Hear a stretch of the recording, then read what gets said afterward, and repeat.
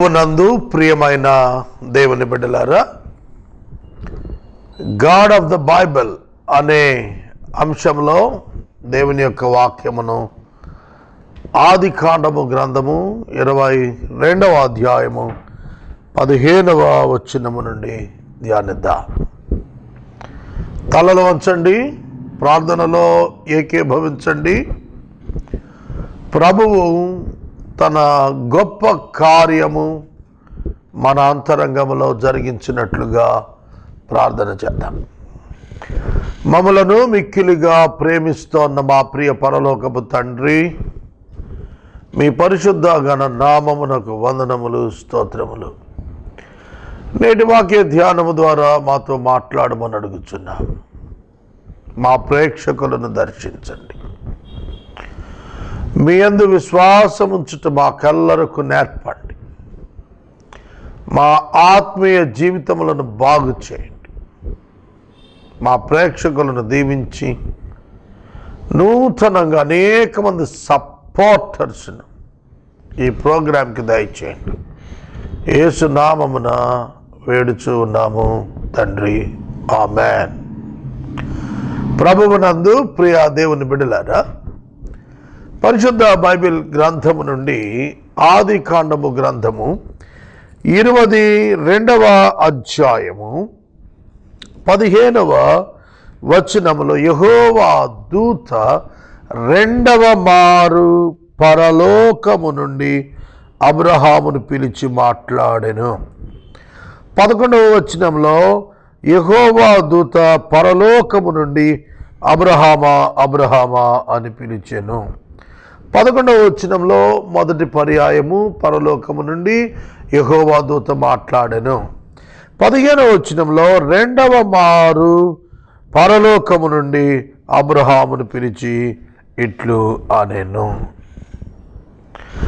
దేవుని యొక్క దూత ప్రత్యక్షత, యెహోవా దూత ప్రత్యక్షత, ప్రీ ఇన్కార్నేటెడ్ జీసస్ క్రైస్ట్, శరీరధారి కాక పూర్వము యేసు క్రీస్తు ప్రభువు యొక్క ప్రత్యక్షత ఇక్కడ మనం చూస్తున్నాం. రెండవ మారు అబ్రహాముతో మాట్లాడుచు, నీవు నీకు ఒక్కడే అయ్యున్న నీ కుమారుని వెనుతీయక ఈ కార్యము చేసినందున నేను నిన్ను ఆశీర్వదించి ఆకాశ నక్షత్రముల వలెను సముద్ర తీరమందలి ఇసుక వలెను నీ సంతానమును నిశ్చయముగా విస్తరింపజేసేదను.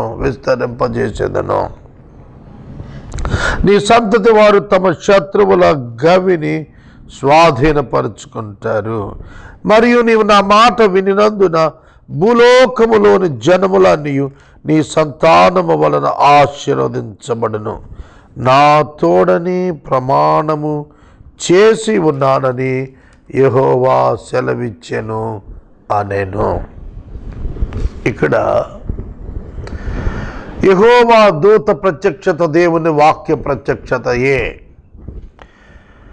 ఆదికాండము 15:1 దేవుని వాక్యము అబ్రహామునకు ప్రత్యక్షమాయను అన్న రీతిగానే 22:15 కూడా యెహోవా దూత పరలోకము నుండి మాట్లాడుతూ, అబ్రహామా, నీవు నీకు ఒక్కడే అయి ఉన్న నీ కుమారుని వెనుక తీయక ఈ కార్యము చేసినందున. అద్భుతం కదా! నీకు ఒక్కడై ఉన్న నీ కుమారుని వెనుతీయక ఉన్నందున. What a great character Abraham is. Abraham యొక్క శీలము ఎంత గొప్పది. And the angel of the Lord called to Abraham a second time from heaven and said, by myself I have sworn, declares the Lord, because you have done this and have not withheld your son, your only son. ఒక్కడై ఉన్న నీ కుమారుని ఇచ్చుటకు వెనుతీయలేదు. దేవునికి కూడా ఒకే ఒక కుమారుడు.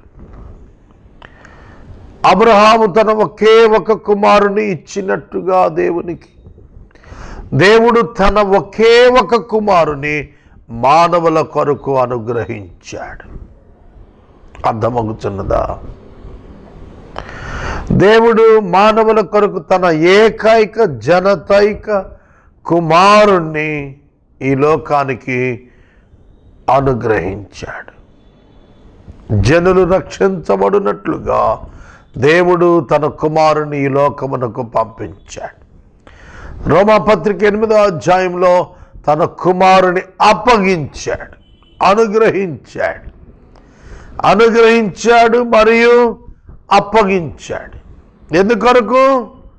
మనుషుల కొరకు, ప్రజలను రక్షించాలని తన కుమారుని అప్పగించాడు. ఆ విధముగా అబ్రహాము కూడా దేవుని మాట విని దేవునికి తన కుమారుని సమర్పించాడు. ఎలా సమర్పించాడు? ఏ విధంగా సమర్పించాడు? బలి జరగలేదు కదా, బలి జరగలేదు. కానీ ఎప్పుడైతే అబ్రహాము తన కుమారునిపై కత్తి ఎత్తినాడో అప్పుడే పరలోకము నుండి గొప్ప శబ్దం వినబడింది. It is proved before God that Abraham sacrificed his only son and loving son, ప్రేమిస్తున్నటువంటి ఒక్కడై ఉన్నటువంటి కుమారుణ్ణి దేవునికి ఇవ్వటానికి వెనుతీయలేదు. కారణము అబ్రహాము దేవుని మాట లోబడుటకు ఇష్టపడెను. అబ్రహాము దేవుని మాట వినుటకు ఇష్టపడెను. సహోదరుడా, సహోదరి, ఆ కారణము చేత దేవుడు అబ్రహామును దీవించుట ప్రారంభించెను. గుర్తుపెట్టుకోండి, ఈ కార్యము నీవు చేసినందున, అవును,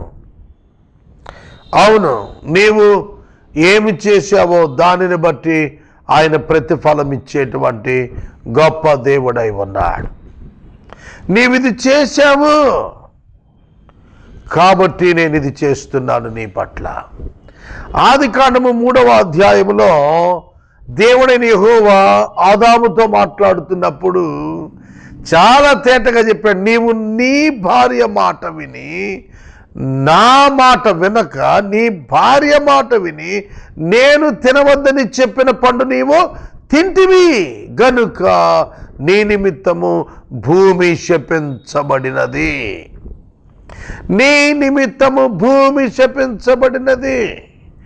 గాడ్ ఈజ్ రెస్పాండింగ్. దేవుడు స్పందిస్తున్నాడు. ఆదాము పాపము చేసినప్పుడు స్పందించాడు, అబ్రహాము నీతి నెరవేర్చినప్పుడు స్పందించాడు. ఆదాము పాపము చేసినప్పుడు శిక్షను ఇచ్చాడు,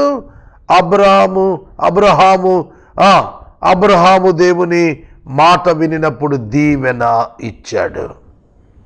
నీ జీవితంలో దీవెన కోరతావా, శిక్ష కోరతావా? ఆదికాండము గ్రంథము 8వ అధ్యాయములో నోవహు అట్లు చేసెను, యావత్తును చేసెను.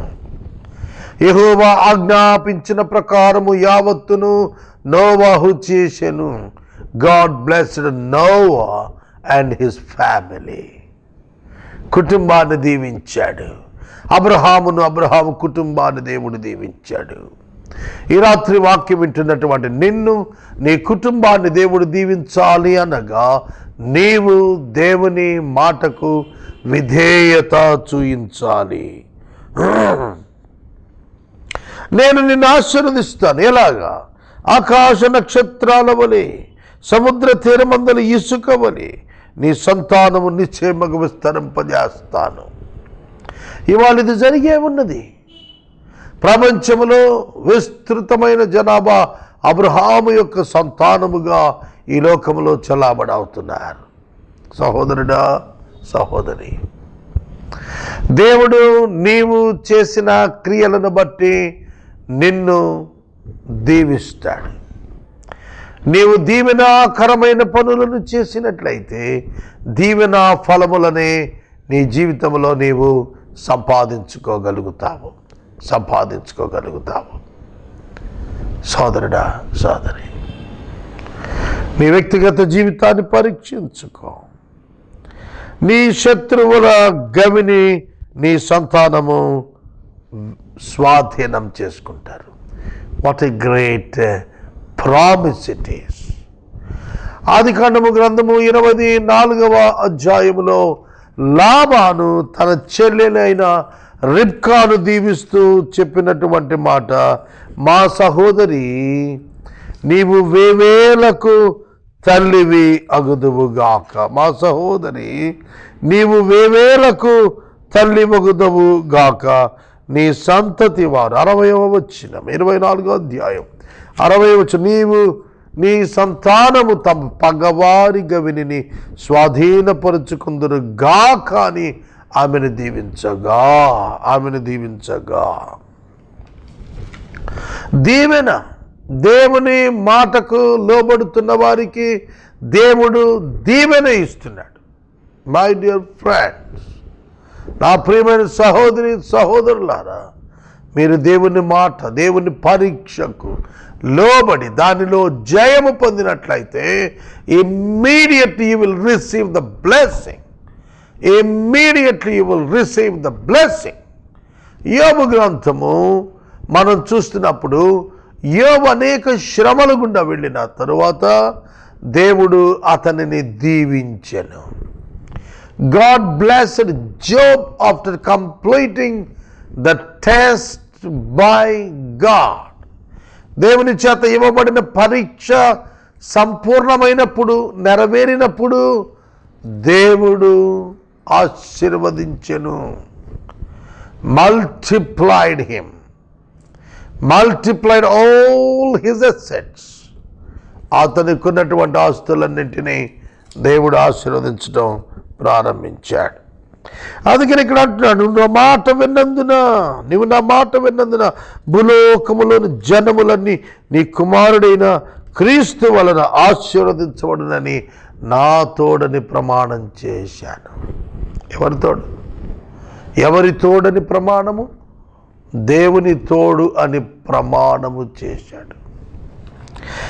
And in your offspring shall all the nations of the earth be blessed, because you have obeyed my voice.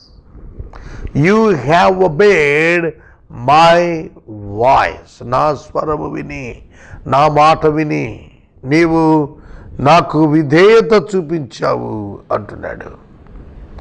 కనుక ప్రతి ఆశీర్వాదమునకు మూలము విశ్వాసముతో కూడిన విధేయత. ప్రతి ఆశీర్వాదానికి మూలమై కనిపిస్తుంది. పరిశుద్ధ బైబిల్ గ్రంథంలో అవిధేయులైన వారు తొట్టిల్లిపోయారు, విధేయులైన వారు స్థిరపడ్డారు. ఈ రాత్రి మీరు అవిధేయులా, తప్పక తొట్టిల్లిపోతారు. మీరు విధేయులా, మీరు స్థిరపరచబడతారు. నేను కొంతమందితో మాట్లాడుతున్నప్పుడు కఠినంగా మాట్లాడతాను. ఎందుకంటే అవిధేయతలో ఉన్నప్పుడు ఆ అవిధేయత యొక్క ముసిని పండు వంటి ఫలము మీకు దక్కుతుంది. I must tell you as a servant of God about the things which you are going to face if you live in sin. నువ్వు పాపములో నివసిస్తున్నట్లయితే నీవెదుర్కొనబోయే పర్యావసానములను నీకు తెలియజేయాల్సిన బాధ్యత ఒక సేవకునిగా నాకున్నది. ప్రియమిత్రులారా, దేవుని యొక్క వాక్యము చెబుతున్నది, విధేయత విశ్వాసముతో కూడినదైనప్పుడు విశిష్టమైన ఆశీర్వాదములు దేవుడు నీకు అనుగ్రహిస్తాడు. God will expand you and extend you. నిన్ను ఆయన విస్తరింపచేస్తాడు. నీ దేవుడు నిన్ను విస్తరింపచేస్తాడు. ఈ సత్యాన్ని నువ్వు గుర్తెరగాలి. నిన్ను విశేషముగా విస్తరింపచేస్తాడు. It is my prayer for my ministry. నా పరిచర్యకు నా ప్రార్థన ఇదే. దేవుని నేను చూడగలుగుతూ ఉన్నాను, ఆయన కార్యమును నేను విశిష్టముగా గుర్తించగలుగుతున్నాను. He is going to multiply the blessing in the ministry of ఏసే పరిష్కారం. ఏసే పరిష్కారాన్ని దేవుడు బహుముఖములుగా దీవించనై ఉన్నాడని నేను గుర్తించాను. దానికి మొట్టమొదటి ఉదాహరణ గొప్ప తలంపు. 10,000 ఎపిసోడ్స్ 10 ఛానల్స్లో టకటక వచ్చాయి. 10 ఛానల్స్లో దేవుడు అవకాశం తెరిచి ఉంచాడు. ప్రియులరా, దేవుని బిడ్డలారు, నేను మనవి చేస్తున్నాను, దేవునికి విధేయులమయ్యామా? దీవెనలన్నీ మనవే. దేవునికి అవిధేయుడమయ్యావా? శిక్ష తప్పదు. It is true in the Bible. ఇది వాస్తవము, ఇది సత్యము. ఎంతగా విస్తరింపజేస్తాడంటే ఆకాశ నక్షత్రాలు. If you go to America, you can watch the stars in the sky. If you go to Japan, you can watch the stars in the sky. నీవు ప్రపంచంలో Russia వెళ్ళినా, ఇరాన్ వెళ్ళినా, ఇరాక్ వెళ్ళినా, జర్మనీ వెళ్ళినా, లండన్ వెళ్ళినా, US వెళ్ళినా, పాకిస్తాన్ వెళ్ళినా, ఇండియాలో ఉన్నా, ఎక్కడికి వెళ్ళినా రాత్రి అయ్యేటప్పటికీ ఆకాశంలో నక్షత్రాలు కనపడతాయి. You can watch them from here where you are. నువ్వున్న చోట నుండి వాటిని నువ్వు చూడగలుగుతావు. అలాగున అబ్రహాము యొక్క సంతానం విస్తరిస్తారు. అన్ని జాతుల మధ్య, అన్ని దేశాల మధ్య అబ్రహాము యొక్క సంతానము విస్తరిస్తారు. This is true. ఇది సత్యము.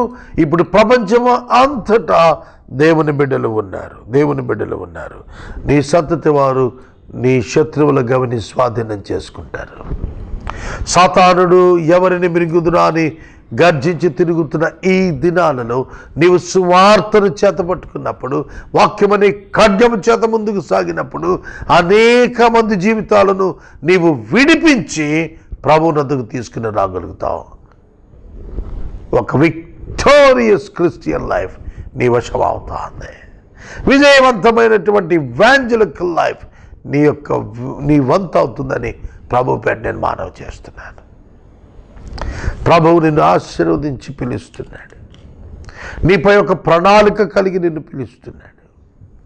నీవు దేవుని కొరకు జీవించాలని దేవుడు నిన్ను ఆహ్వానిస్తూ ఉన్నాడు. ఈ ఆదికాండము గ్రంథం 22వ అధ్యాయంలో ఏ విధంగా అయితే దేవుడు విస్తరించే దీవెన, స్వాధీనము చేసుకునేటువంటి దీవెన, ఆశీర్వదించేటువంటి దీవెన ఇచ్చి ఉన్నాడో నీకును ఇస్తాడు. You can be a blessing to others and you will be blessed.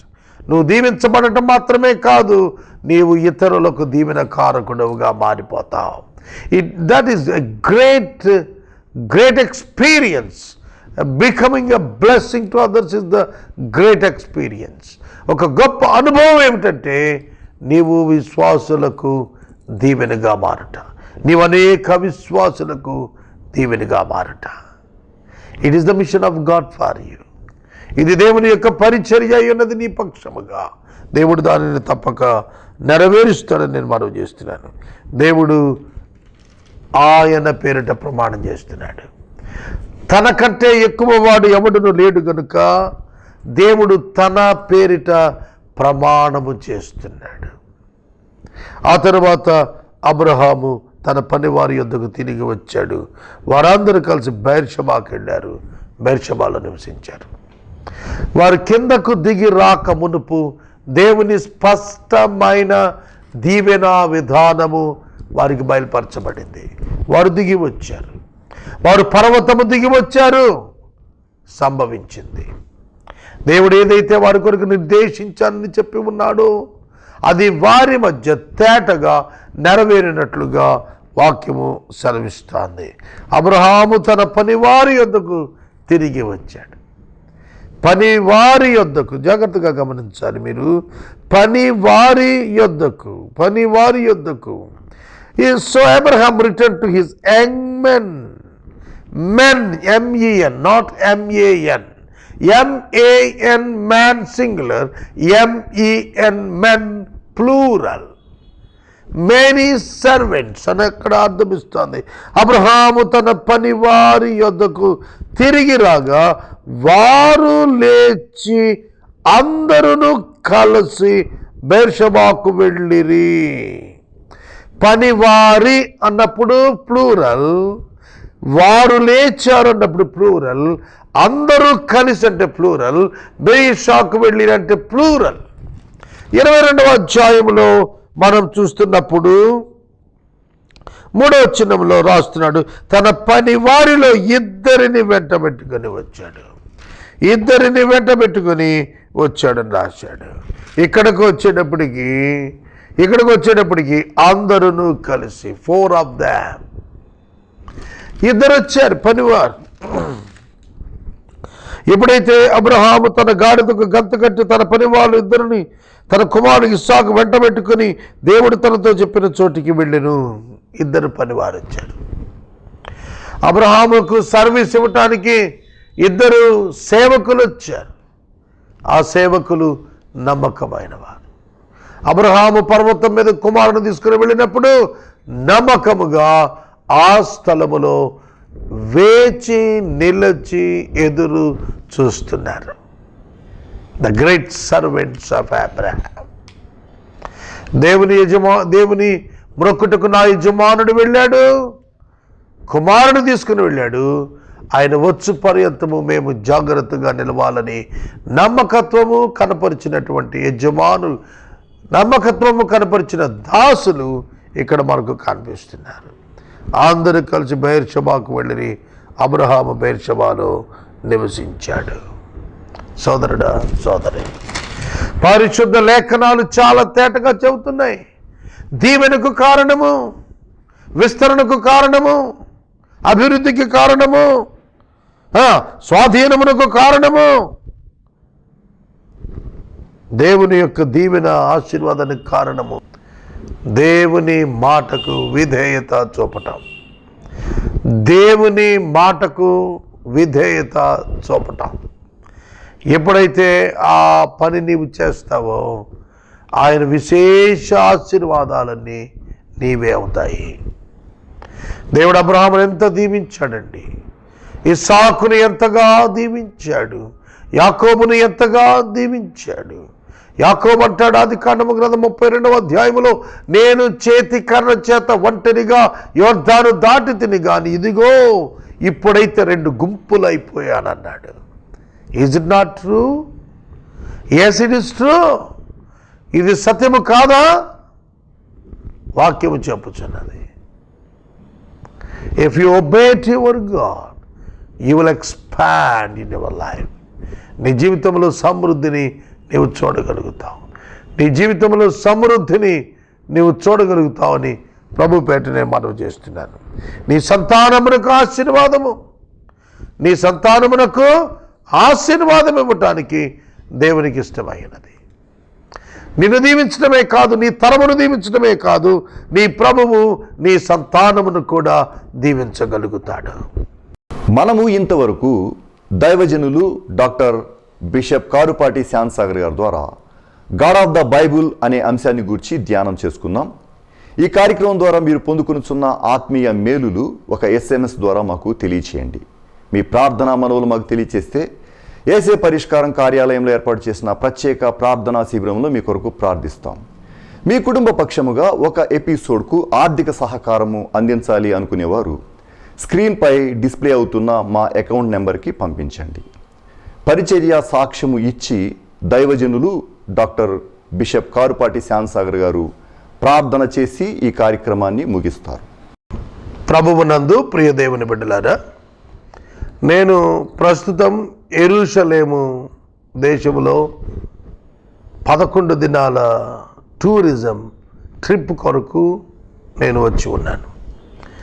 ఈ రికార్డింగ్స్ అడ్వాన్స్గా చేశాము, కానీ ప్రసారం అవుతున్నది ఈ దినం 21వ తారీఖు కావున నేను అనౌన్స్ చేస్తున్నాను. Please pray for me for my trip also. మా కొరకు మీరు ప్రార్థించాలని నేను మనవి చేస్తున్నాను. ఒకటి. రెండవది, ప్రేమ సాక్షి టీవీ ప్రారంభించి ఈ మాసం అంతానికి 45 రోజులు అవుతుంది, 45 డేస్ అవుతుంది 30వ తారీఖుకి. కనుక 30th వస్తోంది అని అంటే we need to clear some bills. వాటి నిమిత్తము మీరు ముందుకు వచ్చి సహకరించాలని మనం చేస్తున్నాం. ఏ విధమైన విదేశీ సహాయం లేకుండా ఇప్పటికీ 6,000 ప్రసంగాలు పైగా బైబిల్పై నేను మాట్లాడాను. ఇండియా బుక్ ఆఫ్ రికార్డ్స్ 5,000 ఎపిసోడ్స్కు రికార్డ్ హోల్డర్గా మారగలిగాము. వరల్డ్ రికార్డ్స్ యూనివర్సిటీ ఆనరరీ డాక్టరేట్తో ప్రభు ఆశీర్వదించిన. కనుక 10,000 ఎపిసోడ్స్ 2020కి చెప్పటానికి 10 ఛానల్స్లో వాక్యోపదేశం చేస్తున్నాను. ఈ విస్తృత టీవీ పరిచర్యలలో మీ భాగస్వామ్యం ఆహ్వానిస్తున్నాం. కదలండి. ప్రభు దీవించును గాక.